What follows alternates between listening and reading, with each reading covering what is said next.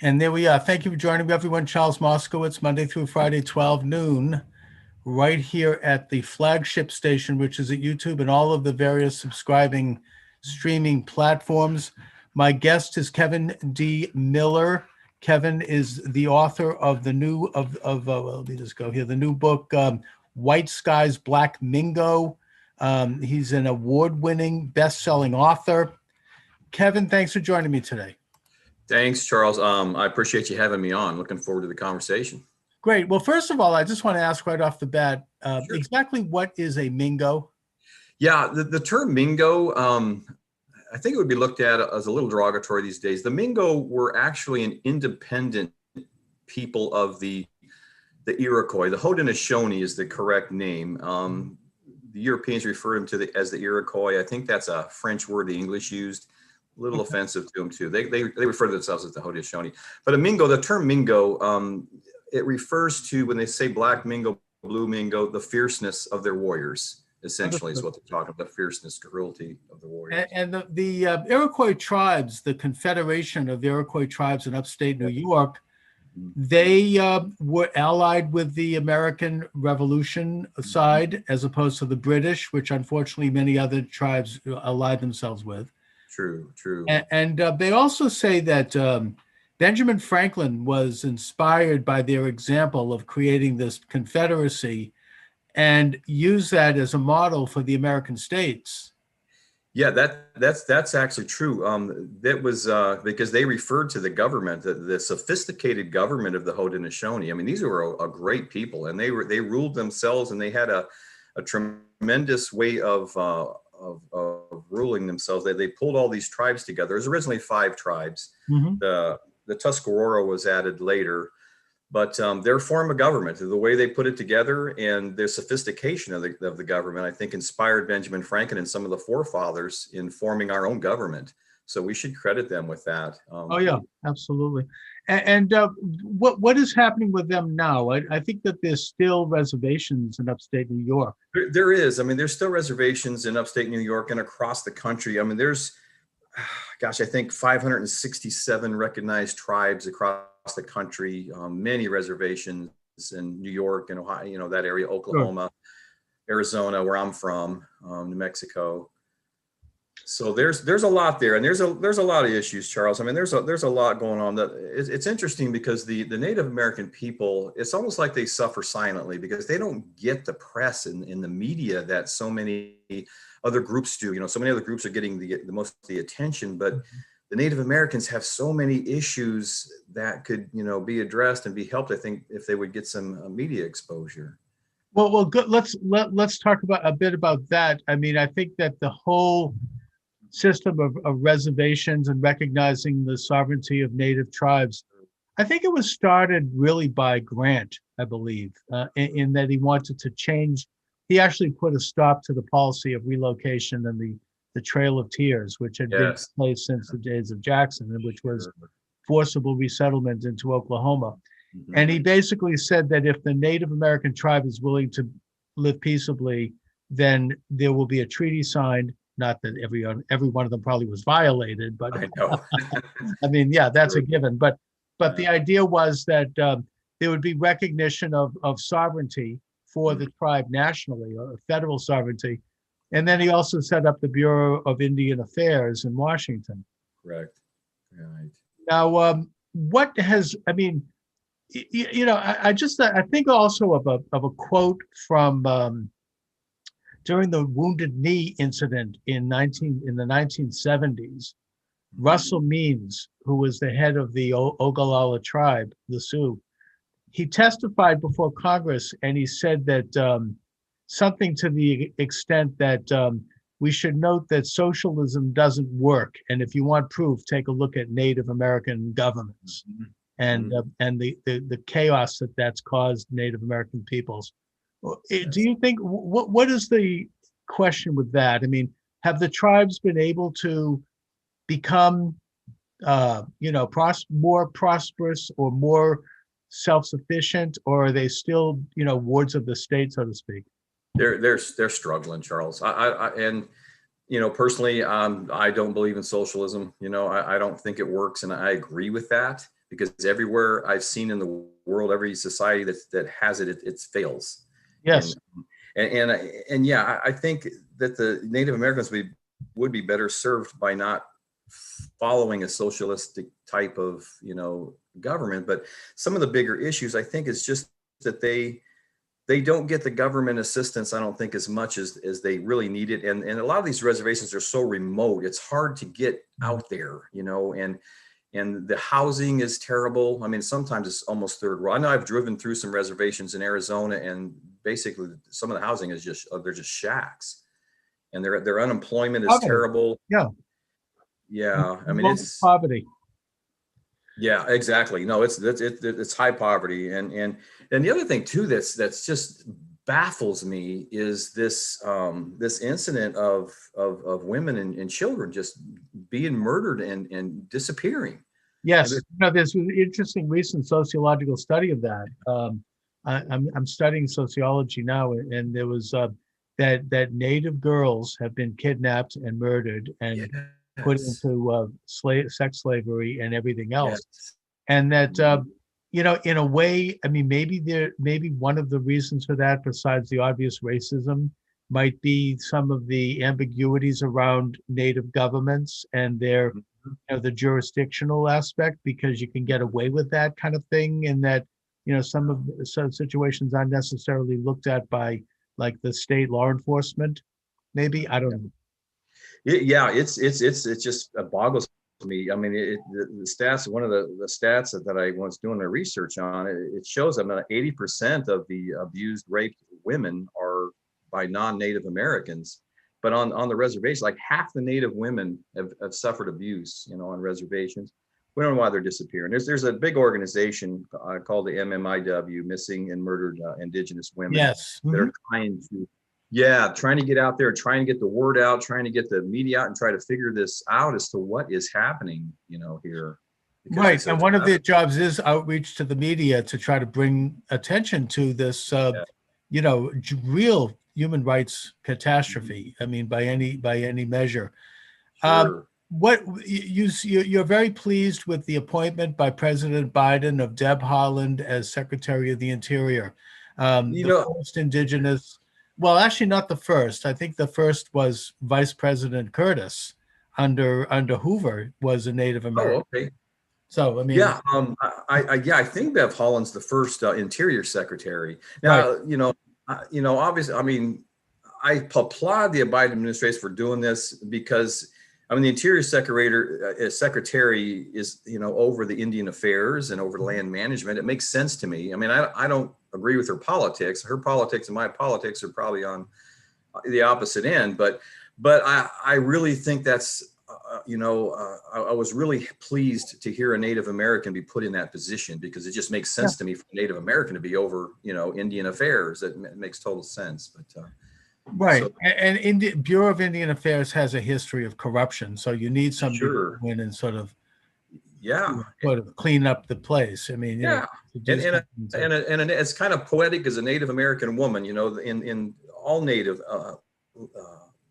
cultures, women own the land. They owned the land. That's what they did. It was very, like even the Haudenosaunee, we're a very matriarchal society where men and women are equal. That was foreign to them, that men rule the roost, because really the women kind of ruled the roost. They would elect the chiefs, and the chiefs would be there, but if they didn't like what the chief was doing, they could impeach him, and they had a lot of power.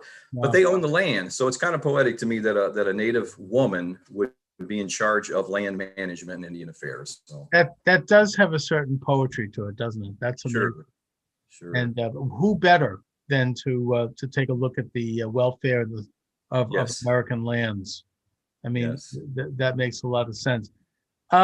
You said, there's, I mean, this is kind of maybe a tangential controversy, but there has been a major drive in the recent decade to remove Native American images and symbols from American life. Like, for example, the Cleveland Indians and the Washington Redskins. And I mean, I think that maybe that's driven by a negative attitude toward the Native American as the warrior, which I think is a great image, actually. Yeah, yeah, I agree with you, Charles. I don't really fully understand. I think today's society gets too caught up in minor things. It's like we don't need to focus on it. Let's focus on the big issue. Let's focus on the poverty. Let's focus on these Yes. women missing.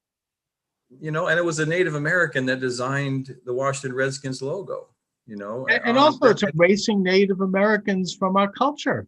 Exactly, I mean, because I think it's an honorable thing myself, but I don't understand the what is offensiveness the of it. attitude amongst the Native Americans about that? I get the feeling that that's more of like It's a mixed. liberal white thing.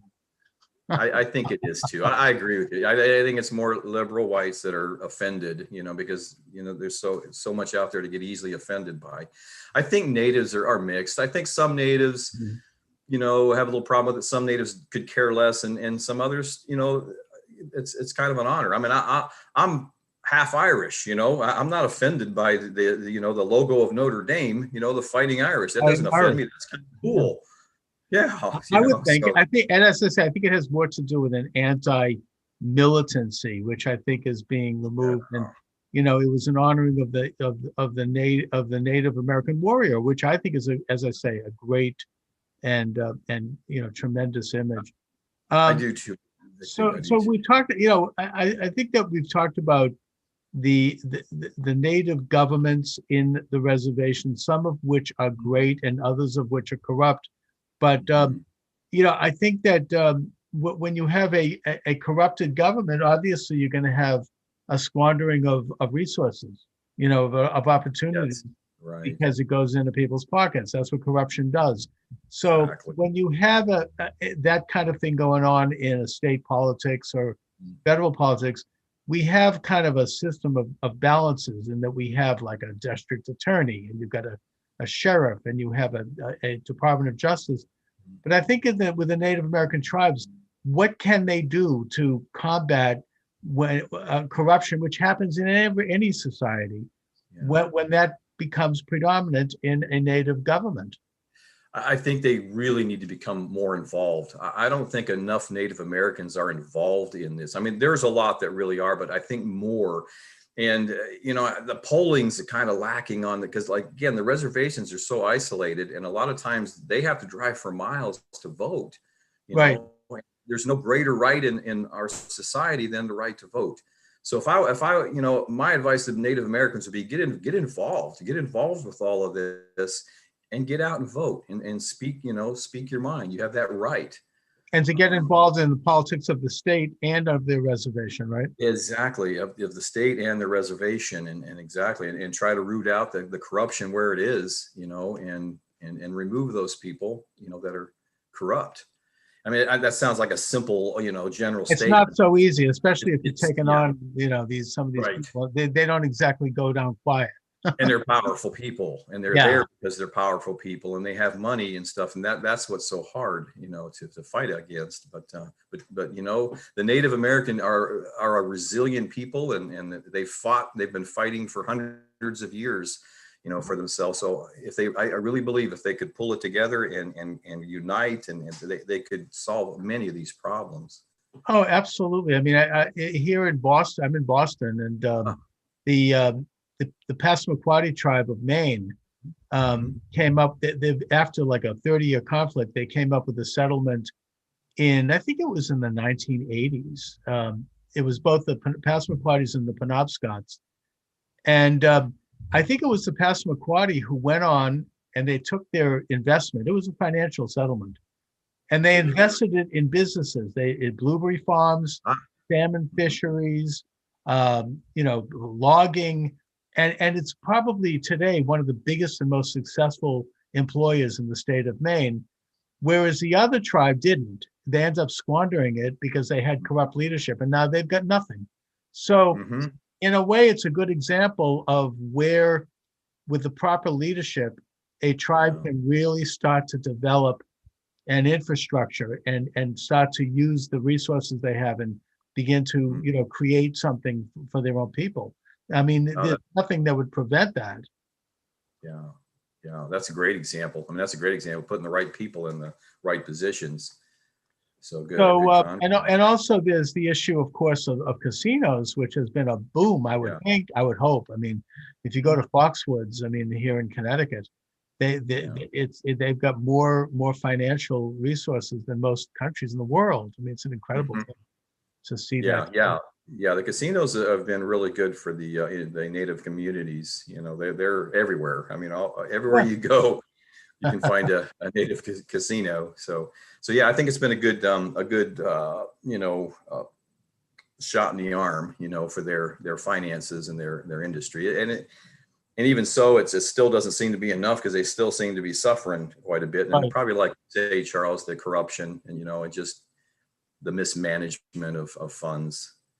And I think that But the opportunity is there. It's just a matter of getting a couple of people together who can really start to harness it, because you've yeah, got enormous absolutely. talent.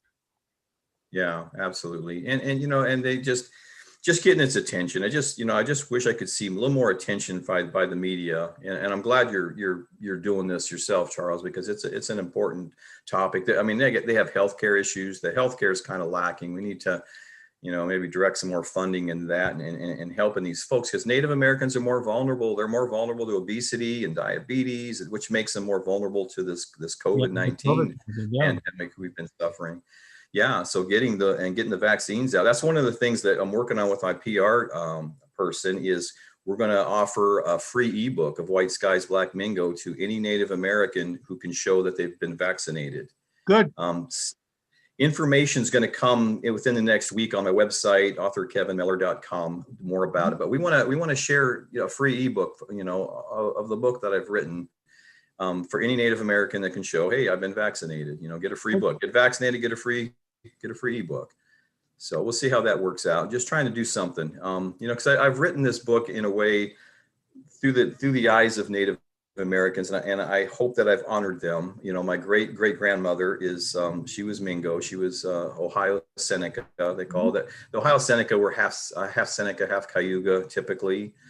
And I just want to honor these great people, in the story. And I hope that I did. I did receive a message back from a gentleman who is in the Mohawk tribe, and he said you did very well in describing these great people, and you've honored your ancestors. And that was like one of the biggest compliments that I could have received. No, that's amazing. And obviously there's been a coordinated and conscious agenda to strip Native Americans of their culture, going all the way back to the days of Pontiac. Yeah, And absolutely. Yeah. there's no Yeah. question about that.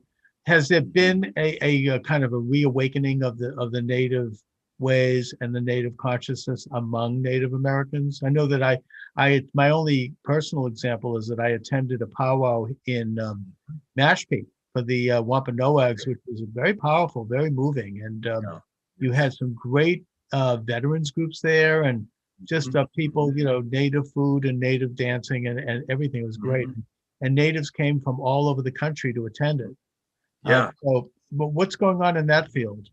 I think I think there's a great spiritual awakening of Native Americans, and them realizing, their spirituality and the contributions that they've not only made to this country, but to the world. I mean, they're an amazing people. They really are. And it's sad, because of the 300 Native languages, only 175 of them remain. I mean, they're losing so many of their languages, and you can't get there's poor funding and sources to teach these children their native language, and it's predicted by the year 2050, there may only be 20 languages left. And that's sad to me, because it's like,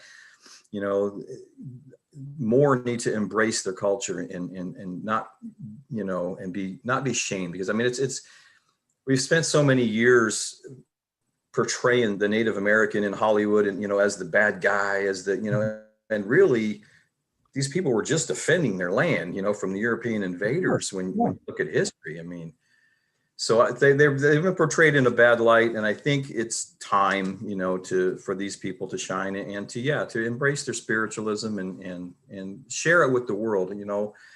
I have a high amount of respect for all Native cultures, and as I've done this book and the research on the book, it blew me away. How sophisticated their cultures are.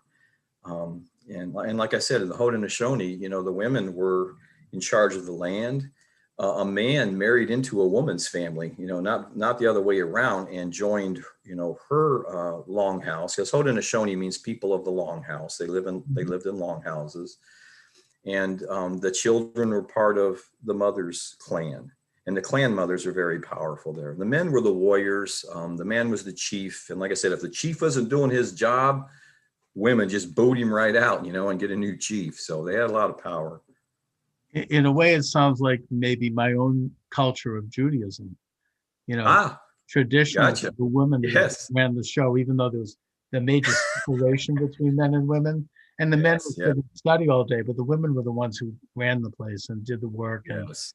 And, they kind of. Hats off to women, too. Yeah, exactly. That might be more of a reflection of traditional cultures. I don't know, maybe in some cases. Now, there was recently a great movie or a documentary that came out about Native American influence on rock. I don't know if you saw this. And it talked about I did not see that. Oh, it's fantastic. It's Link Ray. And his if you listen to his guitar sound, you can see that he derives it completely from his Native American background. Oh, that's cool. And that it completely influenced the sound of music in ways. When you hear it, you know it totally, and also that Jimi Hendrix was Native, and some other rock stars who had pretty good ancestry, and it's very inspiring. Excellent piece, and also Floyd Westman was a great musician, folk musician, who I think he recently passed away, but. I mean, there is definitely a reemergence. One of the things that I took from that documentary also is that Buffy St. Marie, who was a major Native American folk singer in the 60s, she said that she had been like basically what we now would call shadow banned, by big tech, in that, the FBI had her like surveillances and they didn't want her to become too visible because they thought that she might cause trouble. She might be too much of a Native American leader. So she would find that there were subtle things that had happened to keep her from becoming more successful. So it's just an interesting story there. But your own story, Kevin, is very interesting. How you got into touch with your own roots, and talk a little bit about that. About White Skies, or how I originally got into writing? Yourself. Yeah, how you, because your website talks about this. Sure. Originally, I got into writing. I just started writing a few years ago. I didn't ever plan on being a writer. I've been a technical writer before, but nothing like being an author. And I learned that my name really isn't Miller, and I learned my name is actually Puchalski. My grandfather had changed it in 1920, and we found some newspaper articles that kind of detailed a murder mystery, and it it just kind of threw us in a tailspin to learn that our name wasn't, because my grandfather took that to his grave and my dad didn't even know this. So we started doing some investigating to figure out why, and it was a big scandal, in 1920s in Ohio. It was a township of Ohio, in Southington, Ohio, near Warren. So that book, my dad asked me to write the story. He had all the papers. He wanted to write it. He goes, I don't know how to write this. And I said, well, Dad, I don't want to write a documentary. I want to write this as a novel. I want to write it through the eyes of my grandfather, who I loved and knew very well, but apparently not well as we thought we did. And because he took this to the grave with his siblings. And that's where my writing started. So I researched and followed this story along, and wrote the book Heart of Steel, based on a true story. It's been optioned in Hollywood to become a movie. So we're working on pitching that to become a movie. And then that led to my next novel, White Skies, Black Mingo, which is inspired by, it's a historical fiction, but it's inspired by the love of my great-great-grandparents. She was Ohio Seneca. He was Irish. And it was during the Civil War. The setting is in the Civil War. And it starts out with my great-great-grandmother, Margaret Davis, her native name, Kateri. And they're traveling, they're fleeing an epidemic. Kind of relates to today, with her mother and her shaman grandmother, and just a lot of things happen to her along the way, and she finds herself alone. And it's a story of courage. It's a story of courage and just showing the spirit of the Native American, and how, and surviving. And and it goes through, the plantation and the slaves and what the Native African Americans went through, and it's a really compelling story, and without trying to give too much of it away, it's won several awards. It's won a Mom's Choice Gold. It was in the New England Book Festival and won an honorable mention for Best General Fiction. It's won a Reader's Favorite 5-star award. So it's out there and it's doing really well. A good friend of mine, Dreama Denver, who is the wife of the late TV icon Bob Denver, Gilligan, as we know. Mm-hmm. She says it's her favorite book of 2020, and she said, I was blown. She goes, if I didn't know that this book was written by a man, I would swear it was written by a woman. She goes, I have so much respect for you that you nailed it, through the eyes of a woman and through the eyes of a Native American. So that was a huge compliment for me. Oh, that's huge. That's what they say about Martin, the author of Game of Thrones. Oh, yeah. Well, no, that's a great skill as an author. That's incredible. Yeah. So that's very humbling, and it helps validate, because authors, I think we're kind of insecure in that it's throwing yourself out there, and it's nice to get those kind of that kind of feedback. Well, it's great to see you becoming a prominent leader of Native Americans in this country. It's a good example, and I hope to see Native Americans really become more visible in our culture, and because it's such an integral part of being American. And yes. So I really congratulate you on your book, and you're welcome, and let my listeners and viewers know where they can look at your website and get your book. Oh, yeah. Yeah. The best way to go is just visit my website. It's authorkevinmiller.com. And I've got links to White Skies, Black Mingo and Heart of Steel and information on there. It's also available on Amazon. You can just type in White Skies, Black Mingo or Kevin D. Miller, author Kevin D. Miller on Amazon. You'll find it. The book is published by Headline Books in West Virginia. You can also go to their website, headlinebooks.com, and buy it directly from them as well. If you live in the East, it might come faster to you by doing that than Amazon. I don't know, but I'm not sure where Amazon's located, where the books come out of, but everywhere, right? Yeah. Amazing. So yeah, so my website and Amazon, you can find it there, and I've got social media links on my website, and I love hearing from people. I love hearing from my readers. I love conversation and answering questions that they might have on the books when they read them. Excellent. All right, Kevin Miller. Listen, I want to thank you for joining me today. Yes, sir. I appreciate it, Charles. I'm very thrilled and very flattered that you had me on your show, and it was a great conversation. I really enjoyed it. Thank you. Thanks. Let's for this. Again. Let's stay in touch. Oh,